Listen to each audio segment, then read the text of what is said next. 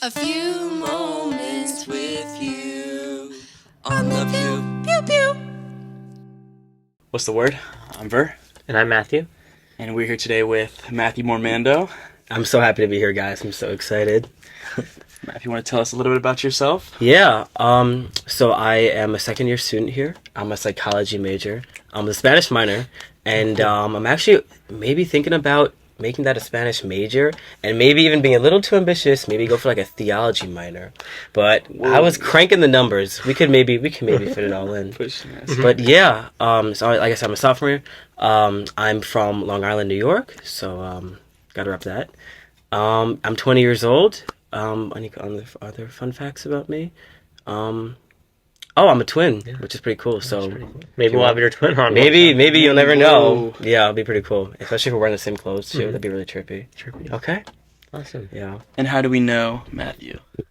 I can't really think of, probably just like out and about around campus. Yeah, I mean campus ministry, so like Catholic life and few retreats as well. I Yes. feel like I met Matthew in the beginning of the year when I was co-directing New Beginnings, which was a true blessing. I'll talk a little bit about that maybe in the talk.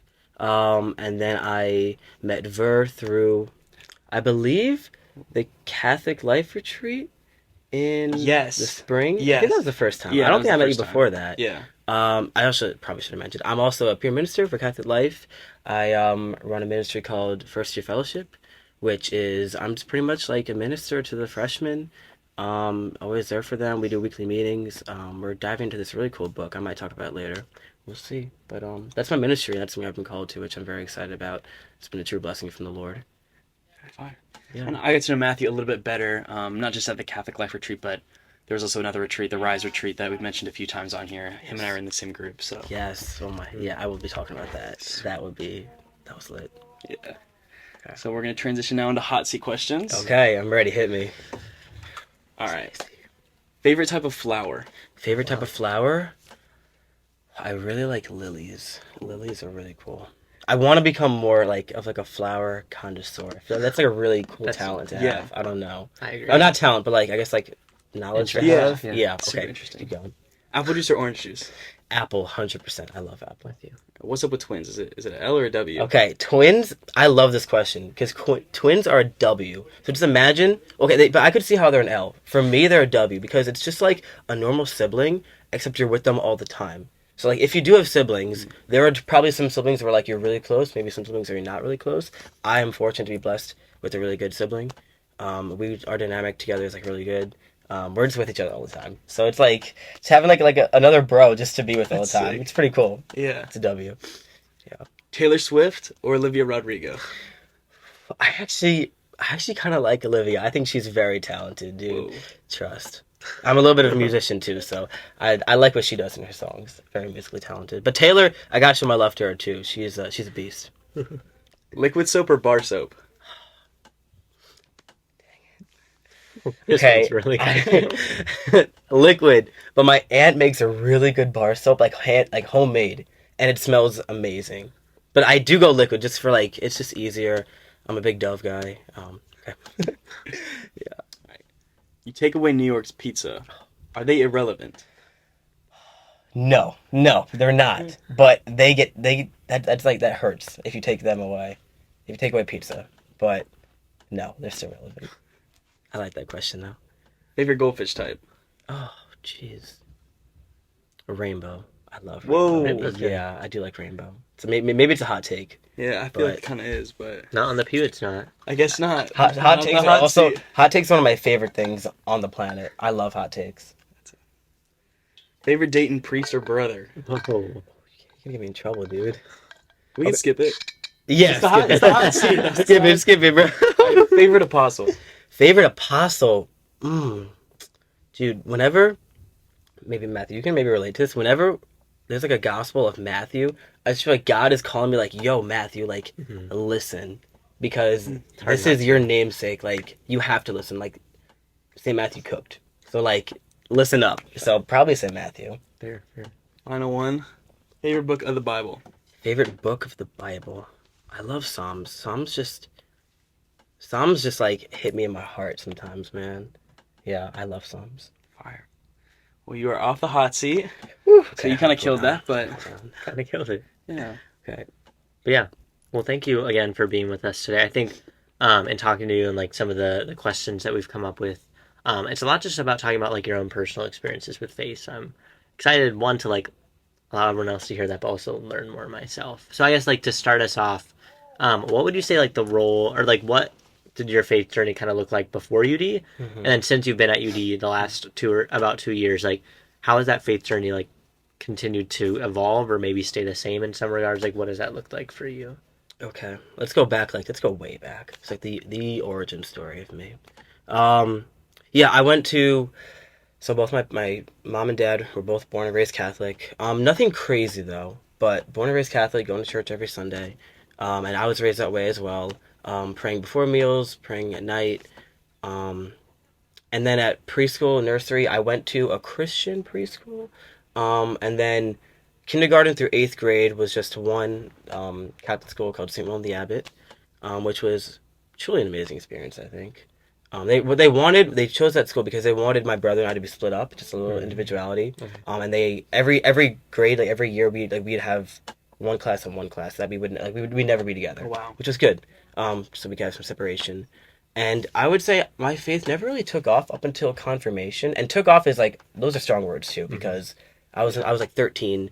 But confirmation, like preparing for confirmation, really made me like start going to mass more and more. Like we'd have to like sign off like sheets.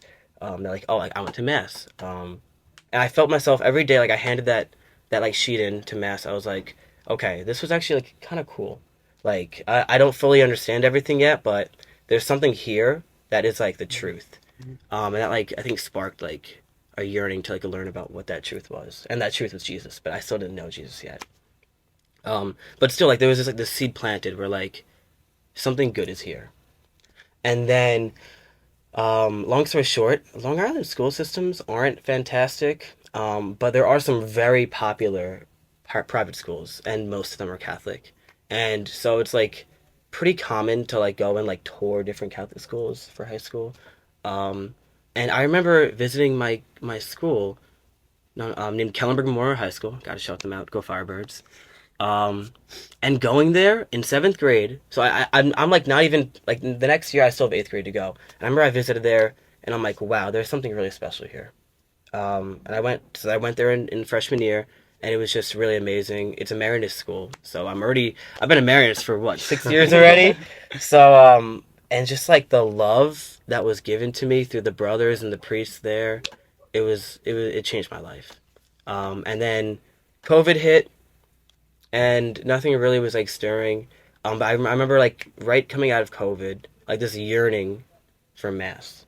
So I think like going back to that seed that was planted back in 7th grade, like there's truth here. And then the Marianist brothers would like invite me and my brother on retreats. And so kind of like live-ins. I think you guys have done live-ins here with the Marianists. So they kind of be like live-ins where we'd spend time with them. And then it came up to, all right, time to look for college. And Dayton was the only Catholic school I was looking at. And I looked at a lot of schools, way too many schools. And I remember visiting here, and it was like just the same feeling. Like, this is the place God wants me to go. And now the rest is history. But I would say, like, everything was just on the surface level back then. And then, since coming here, I think, like, something just changed inside. Like, now I want to do this. Like, I wasn't being forced to go to mass every weekend. Like now I had like the free will. I had the choice to do that. And getting involved in campus ministry, doing retreats, going on the Rise retreat, leading New Beginnings, and then going on Rise retreat again, becoming involved in Catholic life. Just being called to do more by the Lord. Yeah, now I'm here. So Awesome. Thank you. So we kind of got the lore, Yeah. the background lore. yeah. And now we're here now. And like, where do you think God is currently leading you in your life? And, what sort of things do you think your future sort of beholds as far as your faith? That's a question.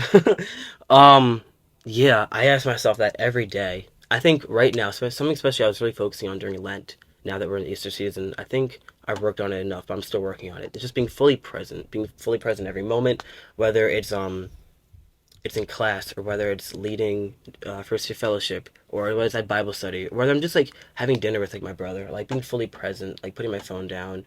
I'm really just like being very intentional with people, um, and not worrying about like the future, not worrying about my past. I'm just like on the here and now, like where is the Lord calling me? Um, and then I think a lot of times where I really like ask God, like where, like what do you want for my vocation? Like, am I called to be a father? Am I called to the religious life? A priest, a brother, whatever that might look like. Um, just really just like praying on like what do you want me to do, Lord? And I think the biggest response I've been getting now is like, whoa, let's hold on, let's focus on the here and now, and just ministering to people on this campus, and ministering to show people the truth, show people Jesus. Um, Hope that answers the question. Yeah, absolutely. That's fire. Yeah. Awesome. And like kind of building off of that, like the idea of like you do have a future path and there's uncertainty.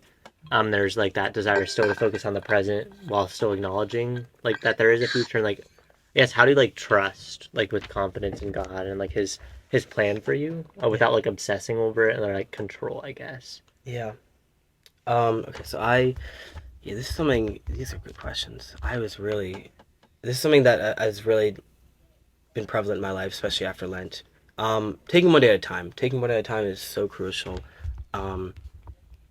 Like it is so, I think it is so important to like prepare for your future and like, or like set goals for you, but also like failure doesn't mean like the end goal. Like God's always going to be there to like pick you up. So if you fall, like just rely on God even more and he will always pick you up. So taking one day at a time is really good.